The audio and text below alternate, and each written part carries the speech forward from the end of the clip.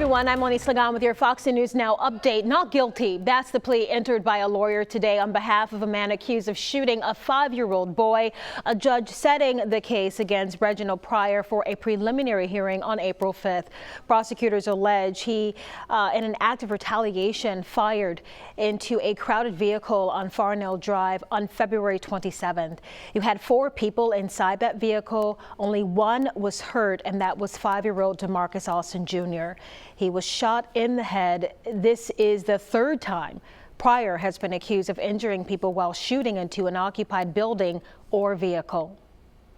Developing news at this hour, a man accused of using a hatchet and a shovel to bludgeon another man to death, suffering from mental health issues caused by a head injury in the military. That is all according to a defense lawyer. Attorney Jason Darley asking a judge today to take Eric Perez's military service and injury into consideration when setting bail. Perez is accused of killing Clinton Maxwell Phillips after breaking into his home on Jeff Hamilton Road at 3 o'clock Saturday morning. A prosecutor asking for a high bond, calling it a brutal killing of an innocent victim. She says the charge could be upgraded to capital murder, the judge setting the bond at $190,000, $150,000 for the murder plus $40,000 for burglary. A man and a woman arrested in Monroe County charged with child abuse. Investigators say the toddler was hurt and did not get medical help for at least 2 days. Excel police saying they started investigating after the child, who's less than 2, was taken to the hospital for head trauma and swelling to the face. They say Mac Wiggins punched the child.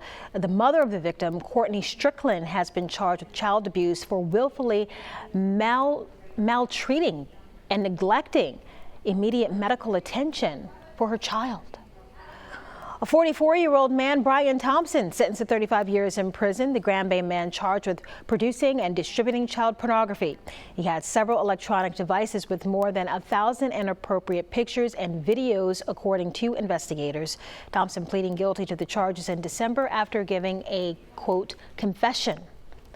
Alabama lawmakers working on a bill that would create a state lottery and expand gambling. Legislation sponsored by Senator Del Marsh expected to take center stage with this week a possible vote in the Senate tomorrow. The bill would include anywhere from 8 to 10 casinos, including the ones owned by Porch Band of Creek Indians. The senator believes more Republican support of casino gaming is now in the past.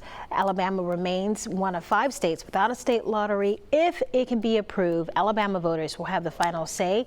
It is something that has not been on the ballot in more than 20 years. A reminder for spring breakers headed to Orange Beach in the coming weeks. This highlighted section of Alabama Point East near the bridge is going to be closed. Orange Beach initially closing this section last year, specifically to keep crowds from congregating during COVID-19 restrictions. But the city is now looking at its public safety hazard as well, and it could keep closing it off during spring break, they say, for years to come. What an absolutely gorgeous day that we've had. Hey folks, I'm meteorologist Matt Barrentine. We've had a run of really beautiful weather going from the weekend here on into this work week, and we're going to continue to have very nice weather here for the next several days. Just glorious conditions here for us. We wake up in the morning, yeah, it'll be a little cool as we start out our Tuesday. Temperatures along I-10 and our metro areas will be in the low 40s. Some of our inland areas will drop off into the upper 30s, so pretty chilly there, but no worries about a freeze. We'll stay above freezing and a little bit milder down by the coast. Temperatures closer to 50 degrees. By the afternoon, we're generally talking well up into the 70s, mid-70s at that. Bruton 76, Jackson 74, zooming on down Mobile and Baldwin counties. Generally in the 70s once you get away from the water, but if you're by the water, a little bit of cool air coming.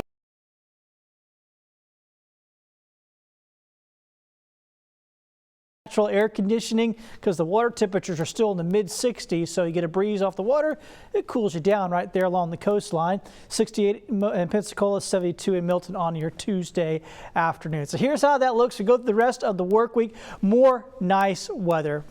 Sunny skies, a few clouds here and there. The mornings will start to get a little bit milder too. Tomorrow morning, or Tuesday morning, will be chilly down around 40, but we'll see warmer temperatures for the rest of the week, getting up in the mid to upper 70s by the end of this week. And looking on into the weekend, things staying pretty good.